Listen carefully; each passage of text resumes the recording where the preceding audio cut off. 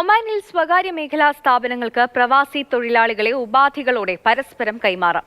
6 മാസം വരെയാണ് ഇങ്ങനെ തൊഴിലാളികളെ കൈമാറാനാകുക. തൊഴിലാളികളുടെ അനുമതിയോടെ മാത്രമേ സ്ഥാപന മാറ്റം സാധ്യമാകൂ എന്ന് തൊഴിൽ മന്ത്രാലയം വിശദീകരിച്ചു.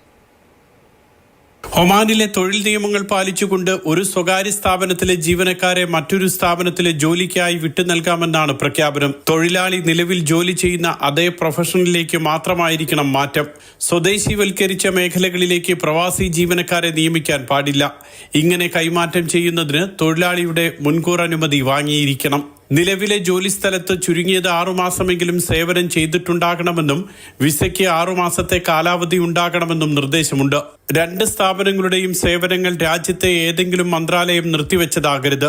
വർഷത്തിൽ 6 മാസക്കാലം മാത്രമേ ഇത്തരത്തിൽ താൽക്കാലിക കൈമാറ്റം പാടുള്ളൂ എന്നും തൊഴിൽ മന്ത്രാലയത്തിന്റെ ഉത്തരവിൽ പറയുന്നു. മാത്രമല്ല 2 സ്ഥാപനങ്ങൾക്കും ഏതെങ്കിലും മന്ത്രാലയവുമായി സാമ്പത്തിക ബാധ്യത ഉണ്ടാകാൻ പാടില്ല. കൂടാതെ നിർദ്ദിഷ്ട സ്വദേശീവൽക്കരണ നിരക്കുകളും 2 സ്ഥാപനങ്ങളും പാലിച്ചിരിക്കണം. ഒരു സ്ഥാപനത്തിലെ ആകെ തൊഴിലാളികളിൽ 50%-ലധികം ജീവനക്കാരെ ഒരേ സമയം കൈമാറ്റം ചെയ്യാൻ പാടില്ല.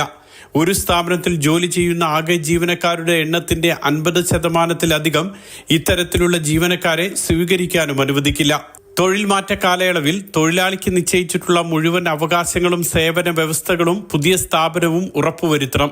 പുതിയ സ്ഥാപനത്തിലെ ജോലി ഉപേക്ഷിക്കുകയാണെങ്കിൽ ആദ്യ സ്ഥാപനത്തെ തൊഴിലാളി ഉടൻ അറിയിക്കുകയും ഇതിനുള്ള തെളിവ് ഹാജരാക്കുകയും വേണം.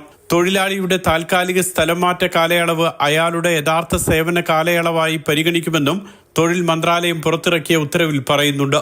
Mathrubhumi news, Muscat.